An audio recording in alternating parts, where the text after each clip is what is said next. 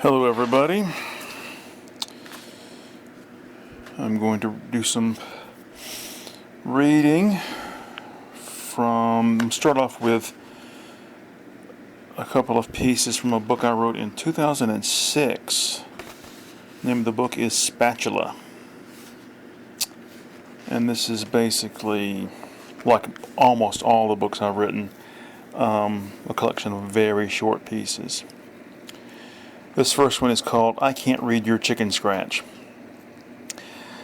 This was a recurring theme with my father. He came from a time period when a person's penmanship was an indicator of their breeding, education, and attitude towards the governmental, religious, and historical authorities that had charge over our lives. Even the President of the United States has to wipe his butt, he told me, by way of impressing on me the fact that even those in the highest of stations must conform to the standards. He also said that if given an order by the President, I would have to obey it, something that I doubt and did even then. The penmanship conflict went on for a few years until I decided to stop writing in cursive altogether. Although looked at askance at first by teachers, there never seemed to be any further debate about it, and so I continued up until the present day. While the conflict was underway, however, I was subject to many headaches and confusions. One of the headaches, I don't mean that literally, was my mother forcing me to laboriously copy out passages from an old social studies book she dug up. I remember crying as I sat there slowly, tortuously making all those stupid, precise loops and connected reversals. In the years preceding the onset of instruction in cursive, or writing, as my parents called it, to my confusion, but I'll get to that in a moment, I had actually looked forward to it. When it started, however, I quickly saw what a horrible chore it was. It was around this time that the mysterious pains in my stomach began. Now, for one of the confusions. My parents, products of a post-Great Depression Southern rural upbringing, insisted that cursive was writing and non-cursive was printing. I, a product of television and encyclopedias, didn't know what they were talking about. Living in that house was like being a child of immigrants, speaking one language at home and another at school. Speaking of immigrants, what if I had been born in China and forced to learn calligraphy? Alright, this next piece is called A Little Honesty in Our Relationship. The first thing I need to do is to make certain that you remember who Mornedo is. He is a big, bald guy who breaks into people's houses but doesn't steal anything. I want to tell you a story about Mornedo, but I don't know how to frame it. I suppose I'll just hang it on the wall without a frame like a kid's drawing. That's not a bad analogy, by the way, because Mornedo, his friends Brad and Kim, and the house he lived in, and indeed the whole of the city where they lived, all looked as if they had been drawn by a child. I'm not saying they were cartoons, but it might make things easier on both of us if you were to envision everyone and everything in this narrative as looking and to an extent behaving as if they were crudely drawn cartoons. Having said all that as a kind of prelude, let me begin by showing you Mornedo himself, asleep in his loft in one of the large rooms inside the building he owned. This loft was made entirely of 2x4s and reached by a ladder also made of 2x4s. It was just large enough to accommodate Mornedo's mattress and was attached to a wall high against the ceiling. I should imagine that the loft was about 15 feet in the air. If you or I were to fall from the loft while sleeping, we would almost certainly be distressingly injured. But not Mornedo. He had not fallen yet, but he was so big and solid that if he did, it wouldn't hurt him at all much. On the day in question, Mornedo was sleeping the deep, intense sleep of a man who has been out upon his self-appointed rounds for almost 48 hours with no chance for rest or food, cold, wet conditions, and only a few short opportunities for relieving his body of wastes. What woke him was the constant banging on the heavy steel door that opened onto the entrance hall. The person doing the banging was Kim Kickmore. When Mornedo finally responded to her summons, it was with an appearance of surly haggardness that she had never seen before. We're going to continue to the next page. These page titles are currently superfluous. Mornedo, Kim Kickmore said tremulously. At the sight of her landlord, she nearly ran away, but fear of something else was greater than that inspired by Mornedo's unfocused, bloodshot eyes. I've got to show you something, she insisted. The big man stared at her almost drunkenly. He held on to the door frame with one hand, the doorknob with the other, supporting himself with both. His eyebrows remained down in a simulacrum of rage, but the line of his mouth, already soft, softened further as he nodded and pushed forward into the hall. "Brad's at work," Kim began talking as she led the way down the hall towards her door, which was just inside the entrance to the hall on the right. Of course, they were approaching it from inside the house, so it was on their left. Now, a word about this hallway. It was narrow. No way Mornedo and Kim could walk side by side down it, not even Kim and Brad, who was considerably smaller and thinner than Mornedo.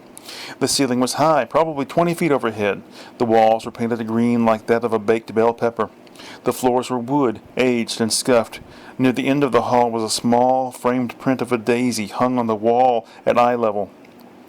After looking at it briefly and smiling at its whimsy, we are now at the Kickmore's door.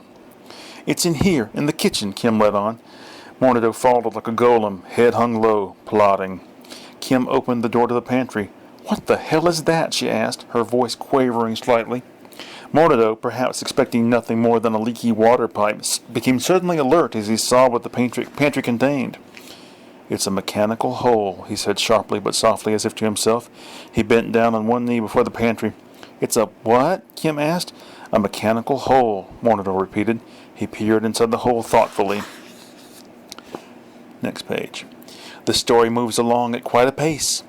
Kim offered to make Mornedo breakfast. Although still obviously stupefied by the sight of the mechanical hole, he accepted eagerly.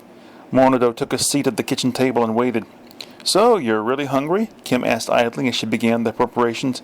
"I haven't eaten in 2 days. More than 2 days." Mornedo rested his head in his hands. "What have you been doing, or don't I want to know?" Mornedo looked up and saw that she was making pancakes. He smiled his crooked smile. "No, you don't want to know," he replied. "I have told you that Kim and Brad were Mornedo's only friends, but this isn't exactly true. He had one other person whom he knew well enough to include in the category of friend. This was Siegfried, who lived in the small seaside community of Spielsack. I think his name was Siegfried, but I can't be sure. My files are in a chaotic state and things have been rather indulgent around here for a long time. So long that people and places and plots have come and gone until everything taken as a whole has acquired a mytho-historical quality that means everything again taken as a whole is happening at once, is happening all the time. What this has to do with this Siegfried, or whatever his name may be given as in earlier chronicles, is beside the point. I guess I really just want to inject myself into the narrative, even though my active part in it, on stage as it were, does not occur for some time. Siegfried would know how I feel, for he has been waiting for some time to make his entrance. Siegfried enters now as Mornedo enters his apartment, not stealthily as when he breaks into strangers' homes, but through the front door, after having knocked and seen the door opened by his rarely seen friend. Siegfried wears a crimson bathrobe made of silk, embroidered with dragons of foreign origin. Okay, we're going to stop there and move on to the next bit of reading. This is from a book I wrote a couple of years ago. I'm not really sure. I think I finished it in 2017. I think. Anyway, this is an actual novel. This all makes one story, even though it's a little discursive like everything. Alright. This is called Italicized Title. On Tuesday, the Boy Scouts began collecting their things from the old clubhouse. Roughly 30 years of memorabilia, the campaign standards of a dozen jamboree competitions, stored equipment, outdated literature hiding references to our Heavenly Father, and the colored peoples of the world all were packed onto a sledge to be pulled down the mountain by one of the mules loaned to the troop by Mr. Mucilage. "It's a sad day, men," affirmed Dieter Thorson, the scoutmaster. He stood in the single-room structure in his official summer uniform of shorts, badge-laden shirt, and forage cap as the boys gathered everything together. "But just think about the good times to come. Soon we'll be in our new clubhouse. It'll have running water and a toilet. You won't have to deposit your waste in the bushes anymore." Thorson tried to make a joke within the limits of his sanctioned scoutmaster role. "Mr. Thorson," one of the boys, Houseman Ladd, addressed the crew-cut tonsured adult. "Yes, Houseman?" "Well, I've been thinking." The boy glanced at a comrade, each like all the members of the troop wearing a knotted sash about his neck made of red and black checkcloth. "We've been thinking. By the time the new clubhouse is built, Dennis won't be in the troop anymore." "That's true," nodded Torson in agreement, looking thoughtfully at the oldest scout in the troop. Dennis was a tall boy who, although he was about to reach the end of his time among them, turning 216 months old in only a few weeks, still had not met the requirements to attain their highest rank, that of Eagle Scout. It was another reason for sadness. "We'll miss you, Dennis," Torson smiled. He was missing several back teeth. "Well, we were thinking it might be a good idea if we all went and saw the site of the new clubhouse, all of us together." Torson mused openly, rubbing his clean-shaven chin and moving on to massage the Adam's apple that vied with his nose for prominence. "You know," he finally decided, "that's not a bad idea.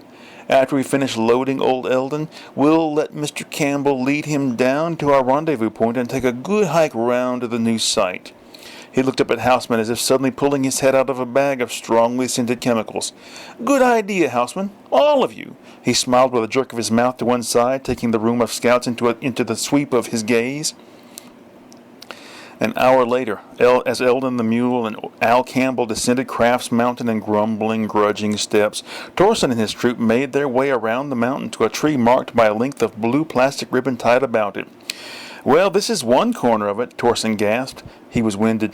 He clapped Dennis on the shoulder and, with the near-evident sarcasm of one adult to another near adult, urged him to come visit them one day. The boys, equally tired from the march over the rough hillside, scattered about the scene in attitudes of exhaustion, yet soon found the energy to begin their customary horseplay. Undisciplined, impromptu games and pantomimes were taken up while Torson looked about for another blue ribbon. Regaining his composure, the scoutmaster enlisted the aid of the boys in his search. He divided them into 3 squads, one led by Dennis and one by Houseman. The third he charged with attending as person in the general vicinity of the first ribbon. Although Dennis's squad, to its leader's credit, discovered one of the 2 remaining boundary markers, the parcel of land given to the Boy Scouts was triangular in shape, it was Houseman and his group that were destined for true glory, for it was they that found the lost burial ground of the Escandi Indians. And I think we'll end it there. I'll keep these installments short. Sorry I haven't been keeping up with this lately, but I'll try to do better in the future. See you.